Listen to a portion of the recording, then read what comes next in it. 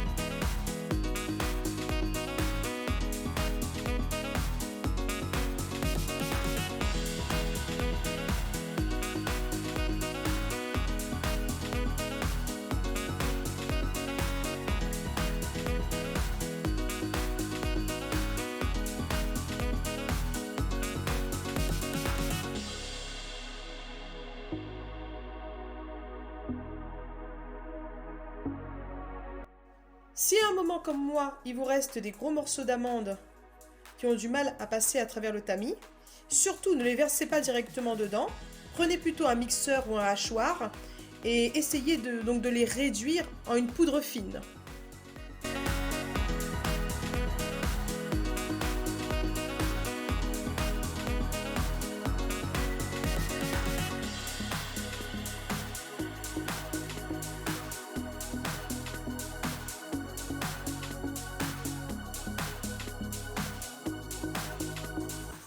Donc là, vous voyez, je vais mixer, vous avez vu ces petits morceaux d'amande concassés qui n'étaient pas assez fins pour passer à travers le tamis, et je vais obtenir une poudre bien plus fine.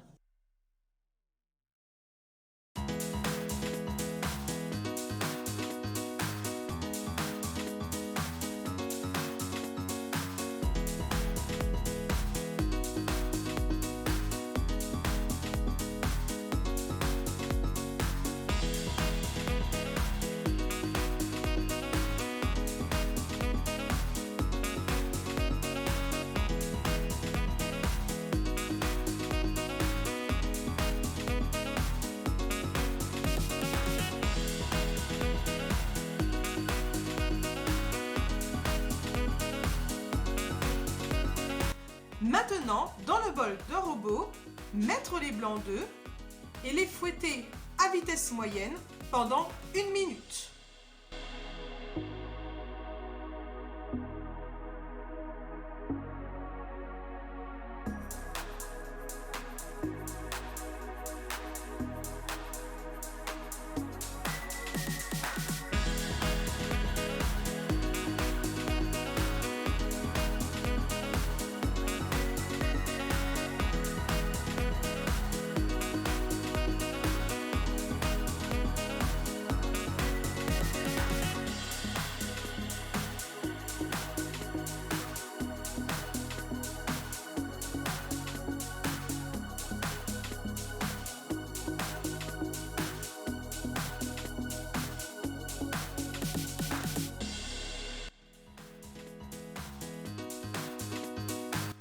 Au bout d'1 minute, versez le premier bol de sucre.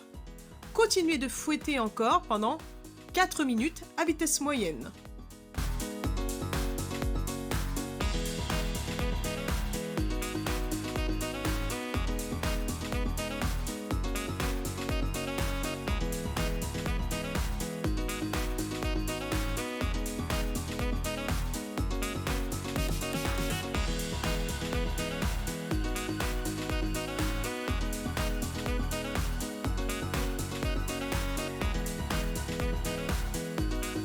Maintenant, versez le second bol de sucre et ajoutez-y le colorant. Donc soit en poudre, dans ce cas-là vous mettez la pointe de couteau de poudre, ou du colorant liquide. Moi j'ai mis ici 10 gouttes. Mais c'est vraiment à vous de doser le colorant en fonction de la couleur désirée. Attention, sachez que parfois à la cuisson, en fonction des colorants utilisés, ils peuvent un peu perdre en intensité. Continuez à fouetter pendant 5 minutes supplémentaires à forte vitesse.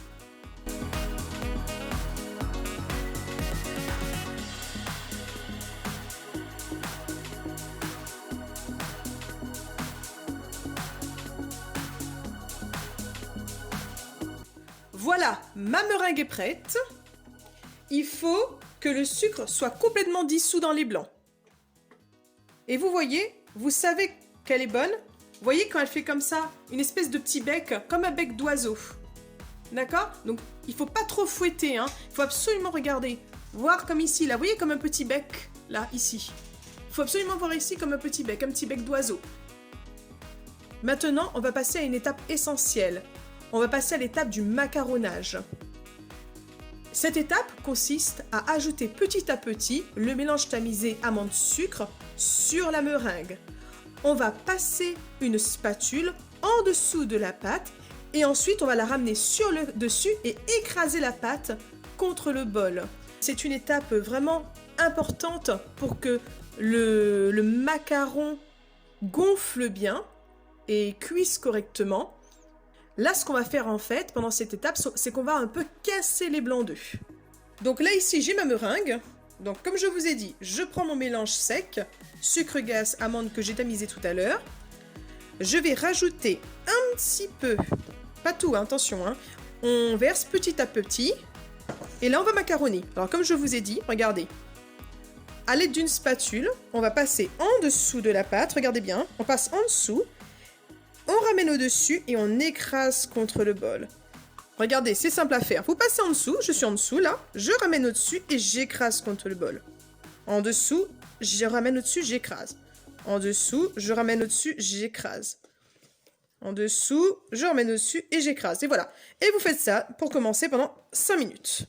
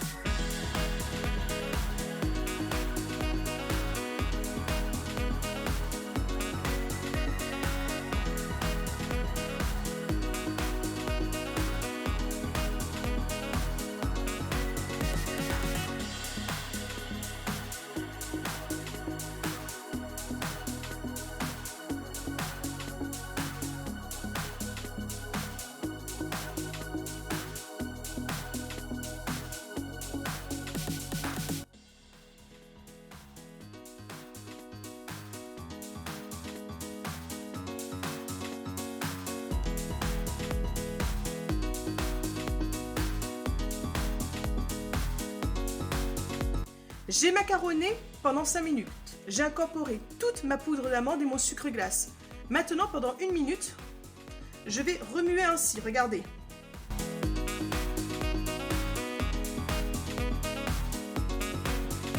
Pendant 1 minute, hein. Je la remue, ainsi, je touille. Pas trop vite, hein, attention, hein. On le fait quand même délicatement.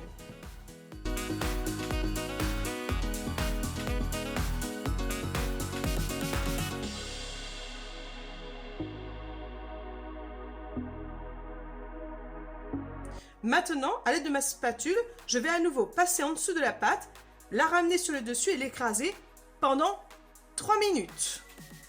Vous vous rappelez, j'avais utilisé cette technique tout à l'heure. Eh bien, je recommence pendant 3 minutes encore.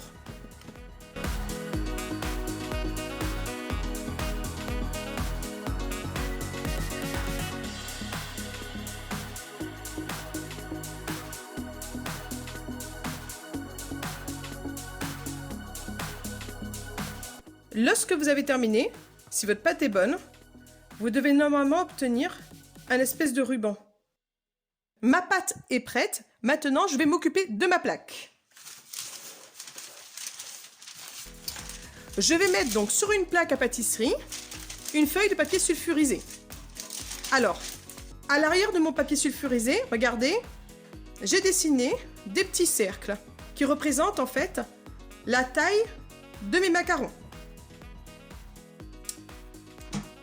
Ils font environ 3,5 cm de diamètre.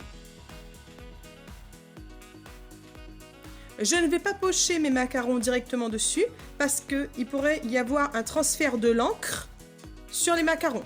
Donc, je retourne ma feuille. Et par transparence, je vois toujours les cercles. Il faut faire attention, il faut que la feuille de papier sulfurisé adhère bien à la plaque de pâtisserie. Donc pour cela, j'ai une petite astuce. Vous utilisez un peu de meringue qu'on avait fait précédemment. Donc moi, vous voyez, il m'en reste un petit peu sur les fouets. Et vous répartissez dans les 4 coins. Vous allez voir, c'est une puissante colle, hein. Donc voilà, vous mettez dans les 4 coins. Parce qu'il ne faut surtout pas que la feuille de papier sulfurisé bouge, hein. Gondole. Sinon, les macarons pourraient prendre une mauvaise forme.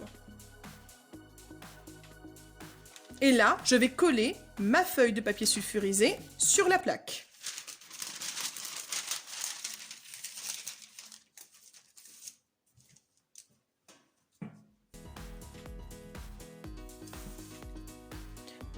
Attention, quand vous dessinez les cercles sur la feuille de papier sulfurisé, veillez à bien laisser suffisamment d'espace entre chaque cercle parce que, bien forcément, les macarons vont s'étaler un peu et gonfler. Là, vous voyez, sur ma plaque, j'ai mis 3 lignes de macarons. Et sur chaque ligne, il y a 4 cercles. On va maintenant préparer la poche à douille. Donc, comme embout, il vous faudra, regarder, un embout rond. Il faut qu'il soit assez large. Moi, ici, il fait 0,8 cm de diamètre. 0,8.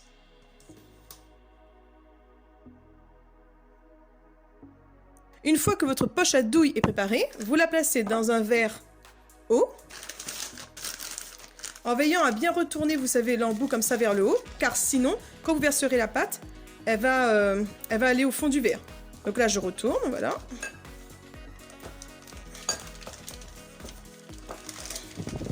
Et ensuite, j'ouvre bien ma poche à douille.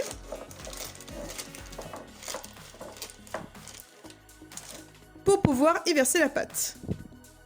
Vous voyez l'embout? Je l'ai retourné, on le voit bien au fond. Versez la pâte dans votre poche à douille. Attention à ne pas trop la remplir, hein, parce que si vous la remplissez beaucoup, après quand vous allez pocher, il risque d'y avoir des débordements.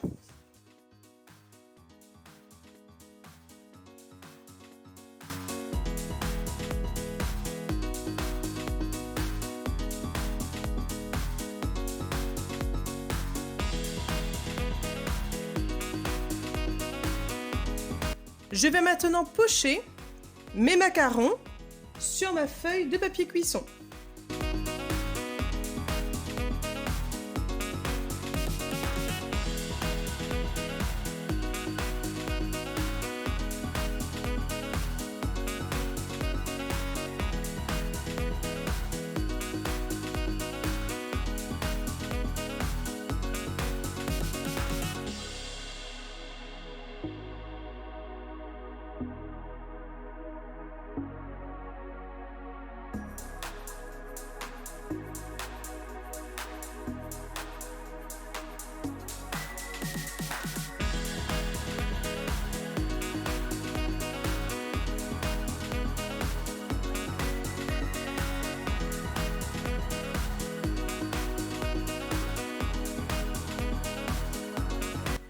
Si vous voulez par exemple réaliser des cœurs, rien de plus facile. Regardez bien.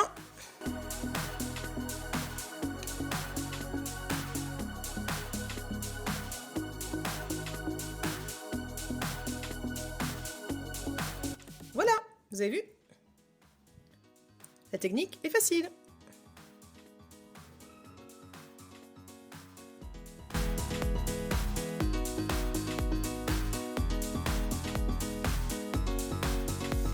Maintenant, on va laisser croûter nos macarons pendant 30 minutes minimum dans une pièce bien chaude. Il faut éviter qu'il y ait des courants d'air ou de l'humidité. Pendant l'étape du croûtage, n'hésitez pas, à l'aide d'un cure-dent, à bien reformer les cœurs si la pâte s'étale un petit peu trop, notamment le creux des cœurs, pour leur redonner une jolie forme. Maintenant, cuire vos macarons dans un four préchauffé à 130 degrés pendant 20 minutes. Il faut placer votre plaque à mi-hauteur et cuire les plaques une par une. Attention, pour les macarons de couleur claire comme les miens, il est vraiment préférable de ne pas les cuire au-dessus de 130 degrés, car sinon après, ils vont prunir et ce ne sera pas très esthétique. Avant que les macarons ne terminent de cuire, humidifiez un plan de travail.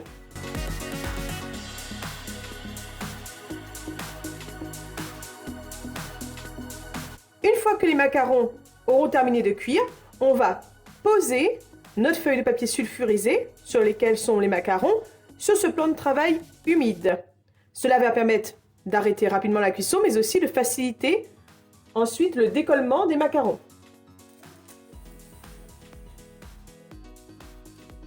Les macarons sont bien cuits, on les laisse refroidir quelques instants avant de les décoller. Si vos macarons sont bien cuits, ils doivent se décoller facilement et ne pas accrocher à la feuille de papier cuisson. S'ils accrochent à la feuille, c'est qu'ils ne sont pas suffisamment cuits. Ils sont réussis quand ils sont bien lisses, que la coque ne s'est pas cassée et qu'apparaît la jolie petite collerette. Il ne reste plus qu'à les fourrer avec la garniture de votre choix. Ça peut être de la confiture ou encore de la pâte à tartiner. On va passer au fourrage. Vous prenez donc un biscuit. Vous voyez, la coque est lisse et brillante. Vous mettez votre garniture dans une poche à douille et vous allez la déposer sur votre macaron. Vous refermez avec un autre biscuit et le tour est joué. À l'aide d'une poche à douille, faites un tout petit trou à l'extrémité et dessinez de jolis dessins.